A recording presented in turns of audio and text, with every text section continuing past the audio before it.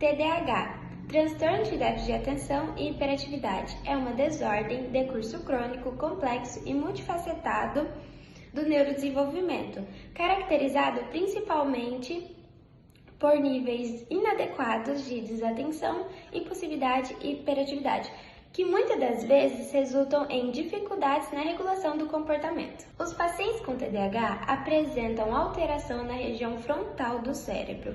Essa parte do órgão comanda nosso sistema nervoso central, que é responsável pela inibição do nosso comportamento, do nosso autocontrole, nossa capacidade de atenção, memória e planejamento. Olá pessoal, eu sou a Laura e estou cursando o primeiro período de Psicologia e hoje vamos conversar um pouco sobre os tipos de comportamento que uma pessoa com transtorno de déficit de atenção com hiperatividade tem. O primeiro deles é a desatenção, que é quando uma pessoa não consegue manter um foco por muito tempo. Então, quando o assunto ele é muito estendido e necessita da atenção, a pessoa que tem o transtorno, ela não consegue ficar concentrada durante muito tempo. O que ocasiona na hiperatividade, que é ela não consegue ficar muito concentrada e nem muito quieta. Então ela fica mexendo as mãos, os pés, às vezes vai levantar e não vai conseguir ficar sentada em um ambiente. E também temos a impulsividade, que é não aceitar determinadas ordens, algumas regras que tem no ambiente de trabalho ou escolar, tem a dificuldade de fazer tarefas, porque o entendimento da criança ou do adolescente ou do adulto também, ele é debilitado um pouco por conta do transtorno. Eles não conseguem aprender da mesma forma porque a dificuldade de conseguir se concentrar no assunto, ela é muito difícil. Então, a criança, ela nesse período é muito ruim para ela, porque ela perde muita parte de conteúdo trabalhado em sala de aula e é importante a paciência de profissionais, professores, educadores com crianças e adolescentes que contêm esse transtorno, pois o entendimento deles não é fácil e eles precisam de um auxílio para cada matéria e no trabalho também. Olá pessoal, eu sou a Maria Júlia e hoje eu vim falar sobre o desenvolvimento do déficit de atenção e hiperatividade. O TDAH ele vai se desenvolvendo devido aos fatores como genética, neurobiologia, o ambiente que a pessoa vive e diferentes desenvolvimentos cognitivos e fatores sociais e comportamentais. Mesmo que esses transtornos se manifestem desde a infância, os sintomas ficam mais aparentes durante a fase escolar. Isso porque a criança passa a enfrentar novos desafios, como um novo ambiente de interação e raciocínio. E a partir dessa mudança que as dificuldades se tornam mais aparentes. As dificuldades enfrentadas por pessoas que têm TDAH têm sérias consequências em diferentes áreas de suas vidas. No ambiente familiar, surgem discussões e cobranças devido à falta de organização. No trabalho, a dificuldade em cumprir prazos e a lentidão tornam o paciente menos eficiente, levando até mesmo à demissão.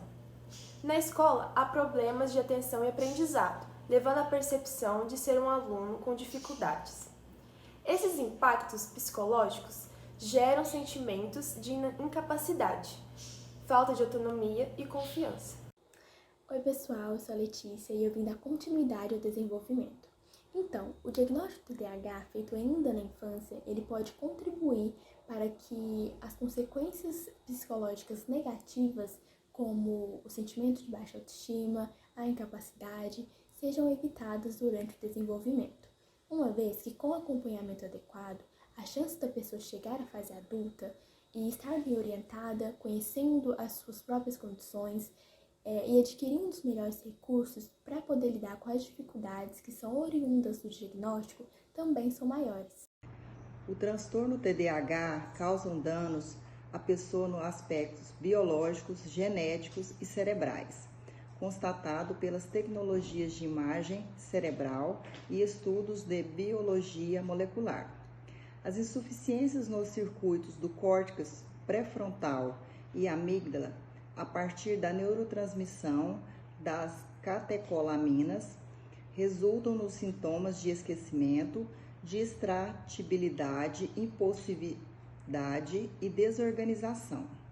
A atenção é frequentemente afetada resultando em dificuldade para manter o foco em tarefas por longos períodos de tempo. As funções executivas, como planejamento, organização e autorregulação do comportamento, também podem ser prejudicadas. Isso pode impactar a capacidade da pessoa de gerenciar seu tempo, completar tarefas e regular suas emoções. A capacidade de atenção, memória de trabalho, controle inibitório e funções executivas podem ser impactadas em pessoas com TDAH.